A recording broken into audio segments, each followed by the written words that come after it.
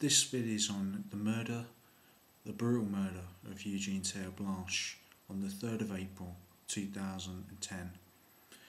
Now, to his opponents, Eugene TerreBlanche was a racist and a provocateur, but to people in the AWB movement, he was a poet, a great orator, and a figurehead for the Boer nationalist movement. Okay.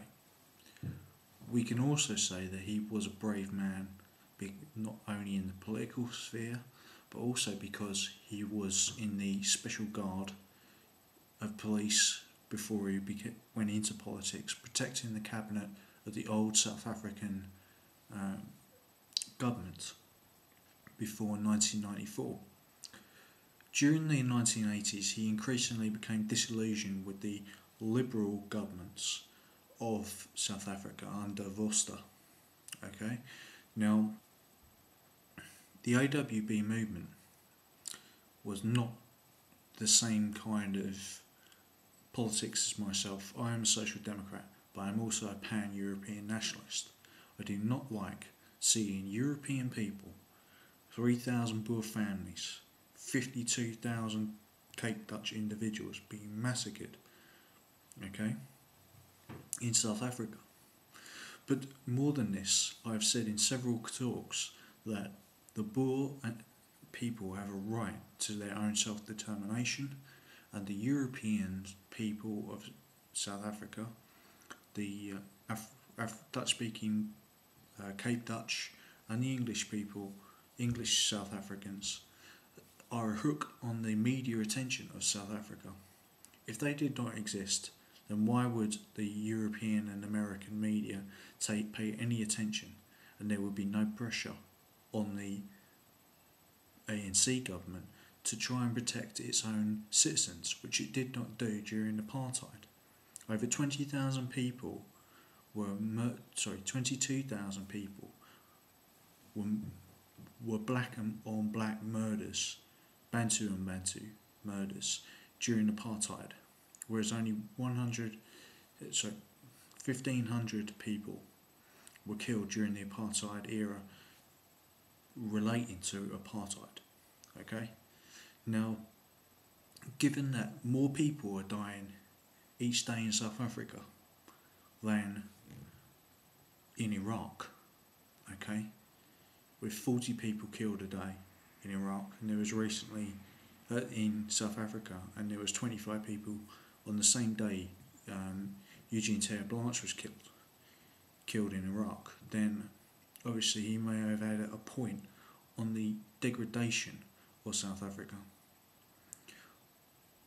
Beyond Eugene TerreBlanche's murder, we have to stand up for South Africa while there is still a South Africa to stand up for. Okay? In the song Delaware, it says, Delaware, come and lead the Boer. Alright? But Delaware, being a Boer himself, he didn't ask for anyone to lead him. He stood up for what he believed in. And we must all stand up for South Africa, and also for the cause of an independent, democratic Boer Republic. What can we say about the Eugene TerreBlanche's political transformation through the years?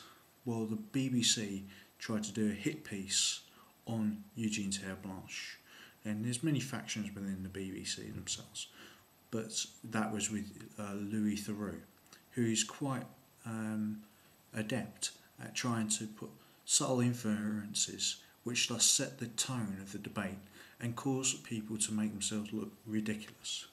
Eugene TerreBlanche, however, did not allow himself to fall into this trap, and he spoke with dignity and told Louis Theroux that when he was asked a question and he was given an answer that Louis Theroux didn't like, he could not make it look ridiculous, because Louis Theroux was trying to infer that it was somehow racist that the Boer people should want to survive as a people, and that Eugene TerreBlanche simply wasn't with the picture of how this so-called vibrant South Africa was supposed to be flowering in the midst.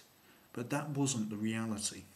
In this case, the multicultural argument does not hold. Okay? Eugene TerreBlanche said, how is it exciting to see that the country and the people who made that country are being massacred, okay? That the people who are being disenfranchised, who built the country itself.